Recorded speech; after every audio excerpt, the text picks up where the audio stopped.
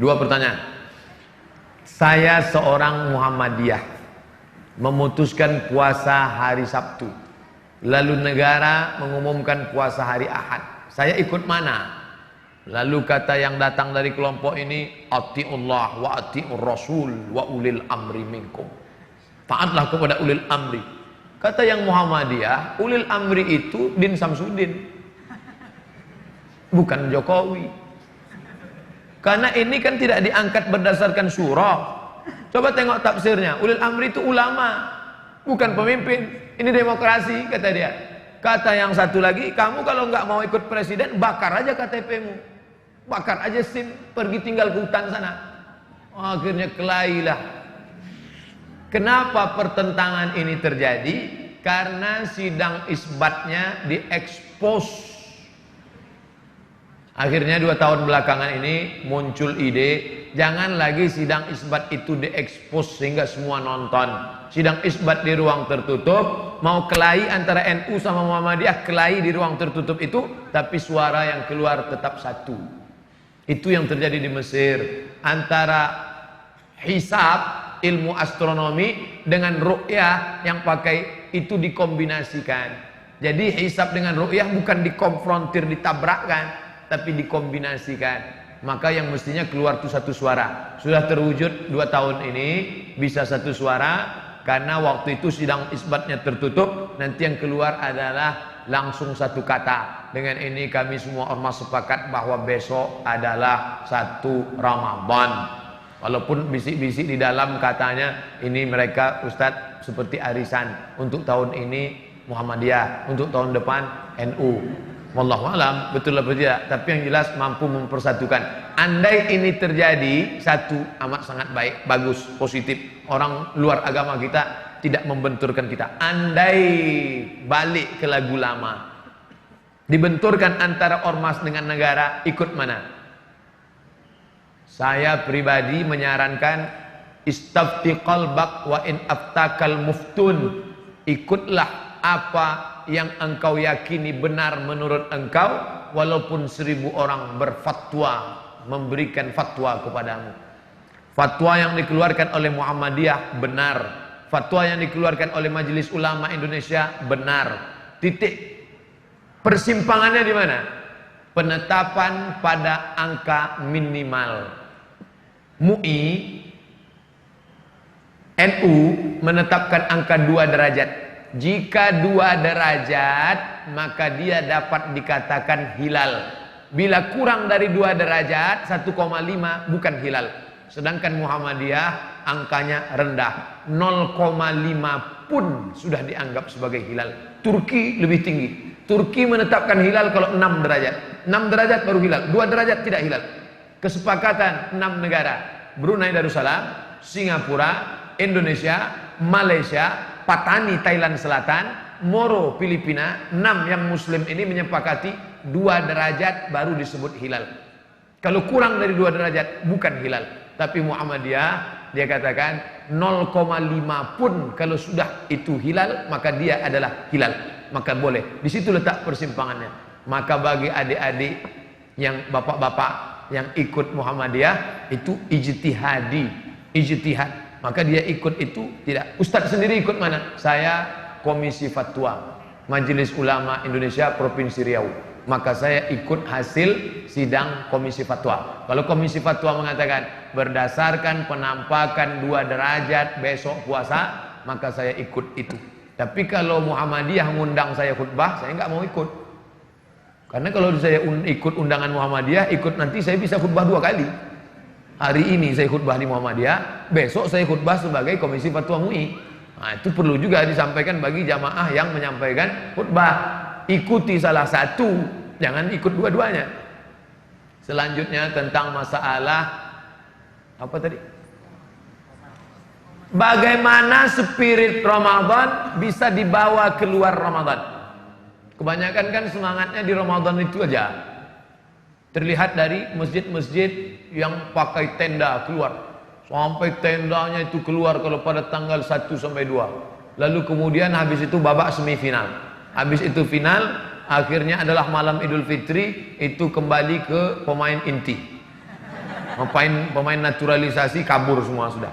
Makanya kalau kita pahami, makanya tadi awal kajian kita kalau ingat, coba ingat. Di awal kajian kita tadi adalah judulnya jangan jadikan agama sebagai seremonial, rutinitas. Rutinitas Ramadan, rutinitas Sya'ban, rutinitas Rajab. Jangan jadikan sebagai rutinitas. Maka pahami maknanya. Syawal artinya, kita lihat penggunaan kata Syawal. Ini tiang neraca timbangan. Timbangan zaman dulu, bukan timbangan duduk, timbangan yang pakai tiang. Di sisi kiri ada alat penimbang, di sisi kanan ada alat penimbang. Ketika diletakkan barang yang ditimbang, lalu salah satunya naik ke atas, yang satu turun ke bawah. Yang naik itu bahasa Arabnya Syawal. Naik ke atas artinya Syawal. Ekor ayam turun ke bawah, ekor sapi turun ke bawah, ekor kucing turun ke bawah. Tapi ada binatang yang ekornya naik ke atas, itu disebut dengan Syawal. Apa itu? Ekor kalajengking. Naik ke atas. Kemudian ketika onta musim panas, moncong onta dikerubungi lalat, maka onta menaikkan ekornya ke atas untuk mengusir lalat, maka itu disebut dengan Syawal. Maka makna Syawal adalah peningkatan. Makanya setelah Ramadan disuruh puasa 6 hari. Untuk apa puasa 6 hari? Semangat di bulan Syawal, semangat di bulan Ramadan dilanjutkan ke Syawal. Itu dipahami maknanya dengan baik. Sudah saya pahami dengan baik, tapi tetap juga molor sholat subuh jam 6:30 Pak Ustaz. Maka sering-sering ngelihat orang sakit. Sering-sering ngelihat orang sakit itu membangkitkan semangat ibadah. Bagi yang sedang down sekarang, udah dengar ceramah nggak juga ngecas, nggak naik juga, maka pulang dari sini langsung ke rumah sakit. Kalau security-nya nanya, "Mas, mau jenguk siapa?" Semua yang sakit mau saya jenguk. Ikuti orang mati. Man syahidal janazata, siapa yang ikut jenazah hatta tusalla alaiha, sampai solat jenazah, lahu qirat, dapat 1 pahala. Wa man syahidal janazata, siapa yang menyaksikan jenazah hatta tudfana, sampai dikubur di liang lahat, lahu qiratan, dapat 2 qirat.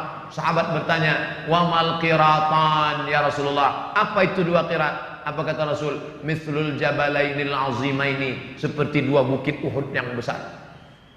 Maka apa manfaatnya melihat jenazah terbujur kaku, yang dulu kaya raya, yang dulu profesor, doktor, penguasa, yang dulu hebat, masyhur, ternyata kalau mati yang dibawa hanya amal juga. Memang yang paling sulit adalah istiqomah. Makanya ketika seorang sahabat bertanya, "Ya Rasulullah, ausini wa aujiz, berikan aku 1 pesan, jangan banyak-banyak, singkat padat." Apa dia?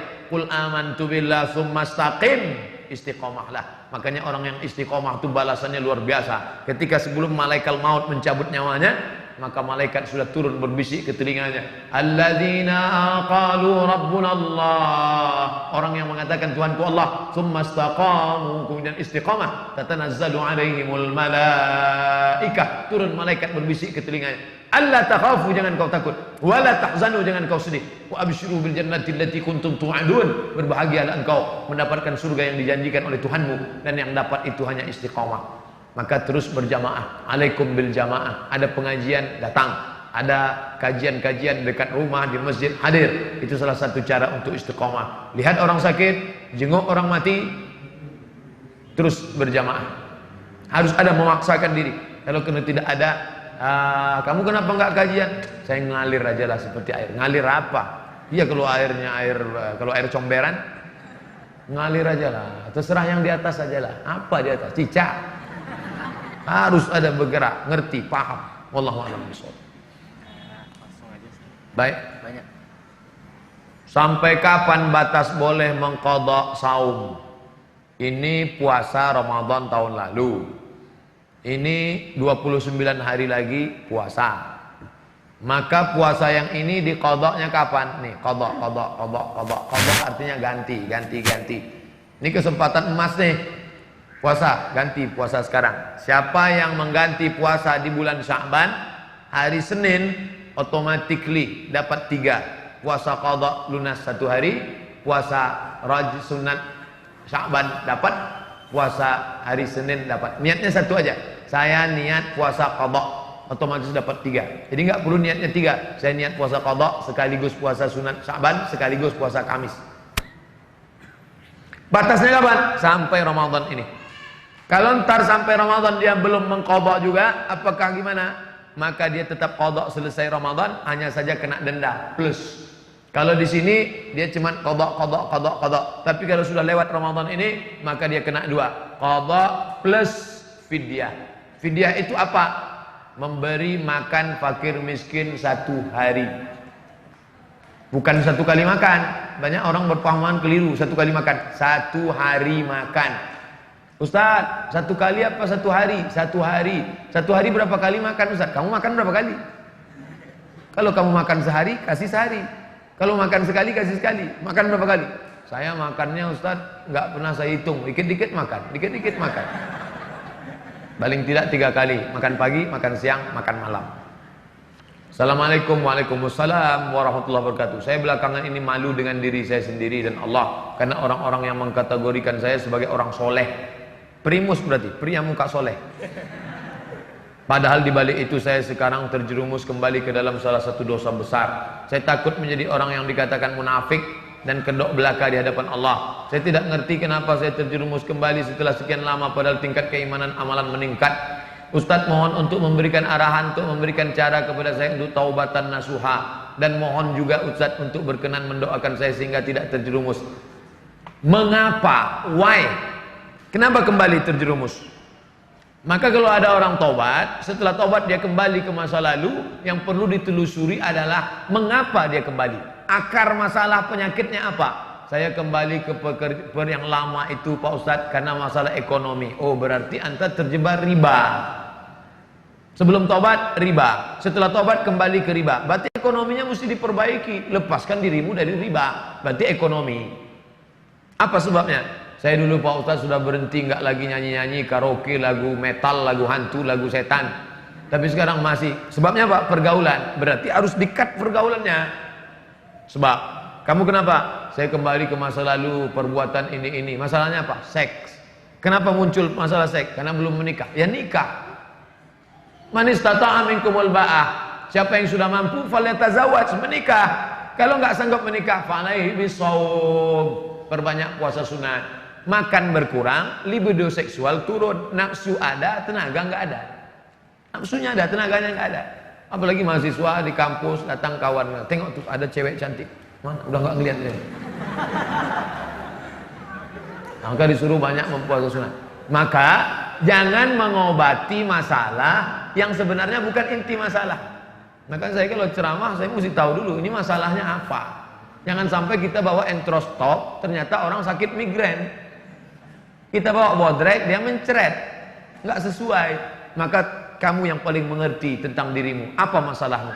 Atasi masalah tanpa masalah. Nggak ada ya syariah. Kenali diri.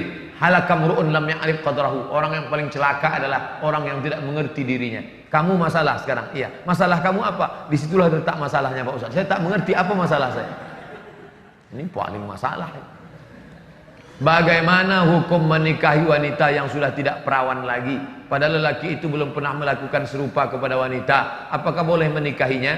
Nama kitabnya Fikih Sunnah. Nama penulisnya Sayyid Sabiq.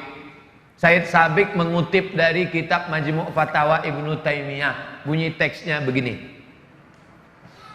Inishtarata bikran fabanat thayban falahul fashu.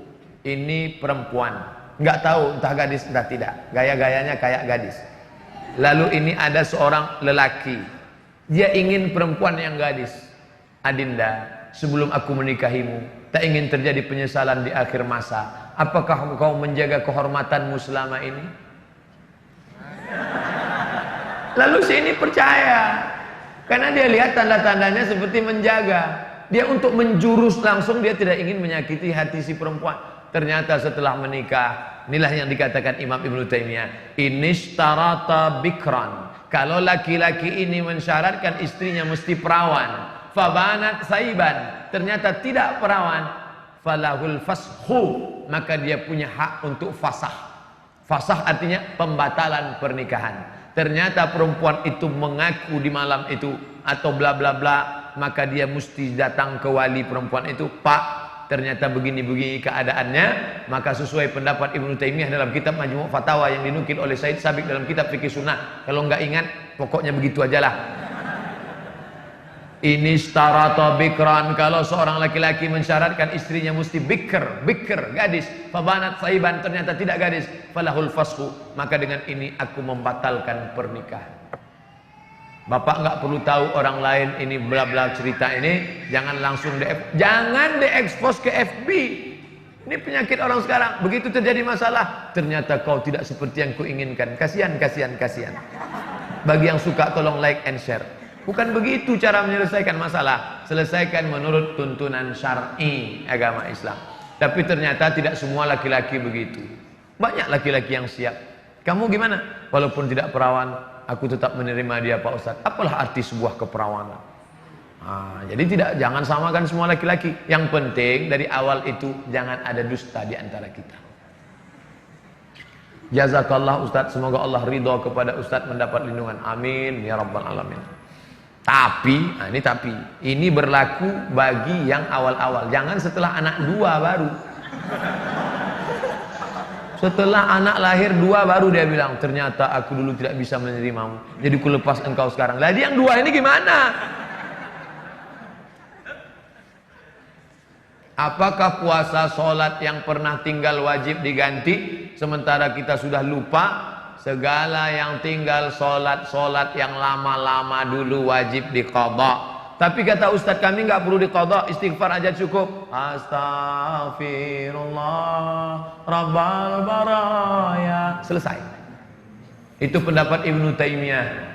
Hanafi, Maliki, Syafi'i, Hambali mengatakan wajib diqadha, diganti. Cara gantinya gimana? Selesai satu sholat langsung qadha. Ntar zuhur, ntar Jumat Pak Ustadz. Oke, Jumat.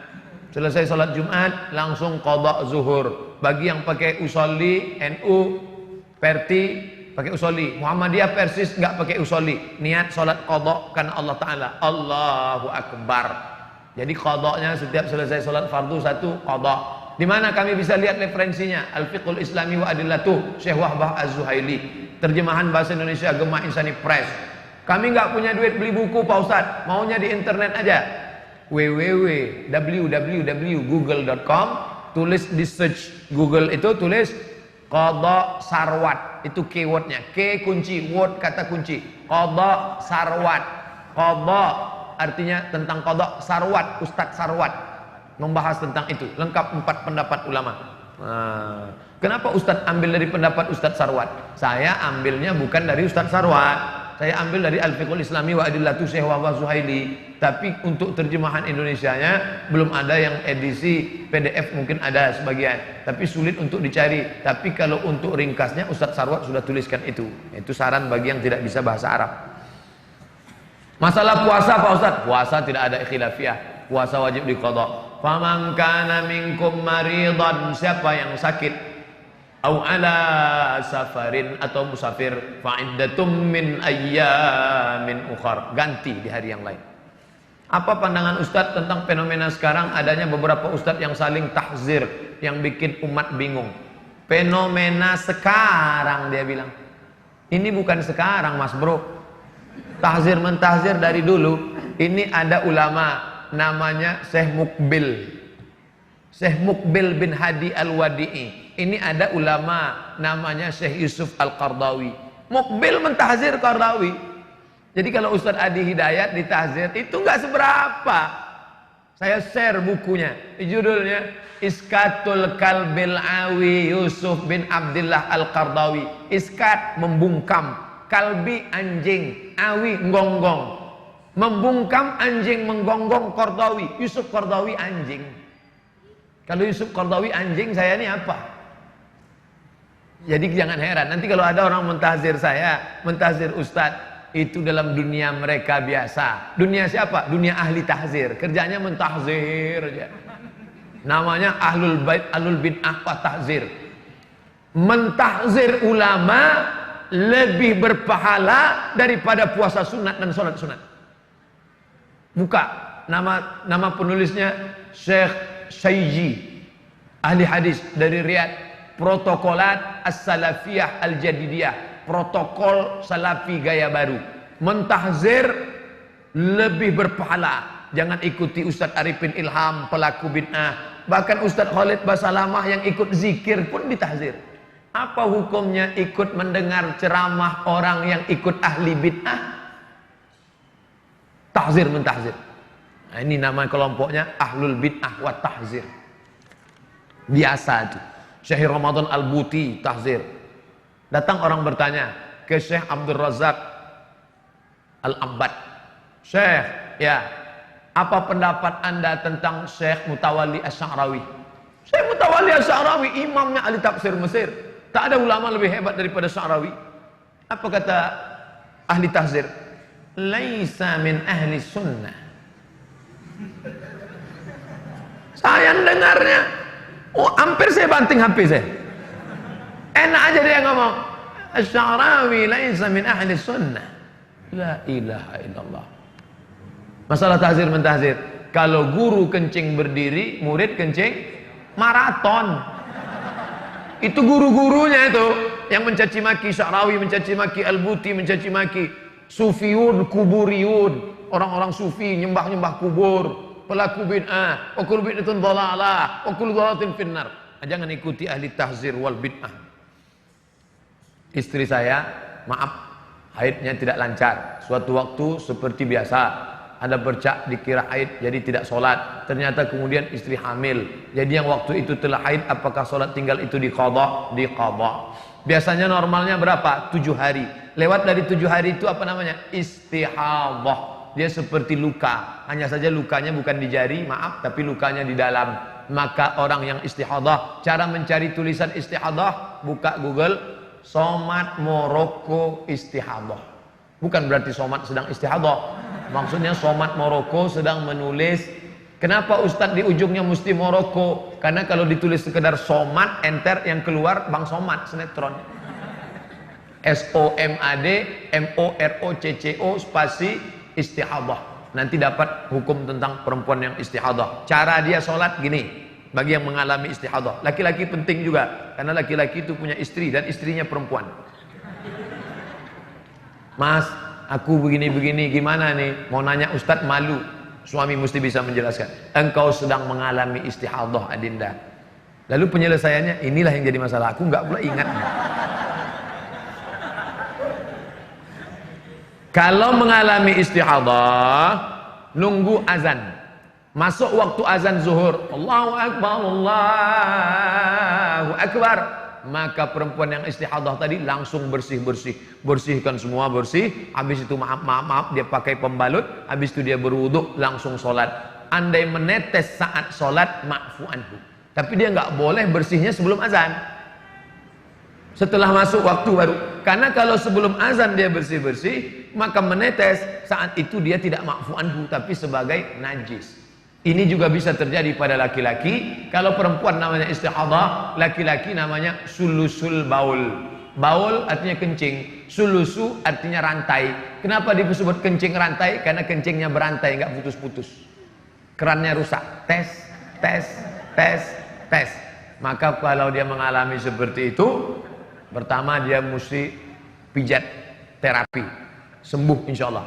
Minum obat. Kalau tidak juga dalam merasa penyembuhan pengobatan, maka caranya dia setelah azan masuk waktu sholat, dia pergi ke kamar mandi, bersih, dia pakai apa namanya, setelah dia balut, dia ikat, terserah, habis itu dia sholat. Allahu Akbar. Andai menetes pada saat itu, maka itu ma'fu anhu, termaafkan. Bisa terjadi pada laki-laki, bisa terjadi pada perempuan. Ustadz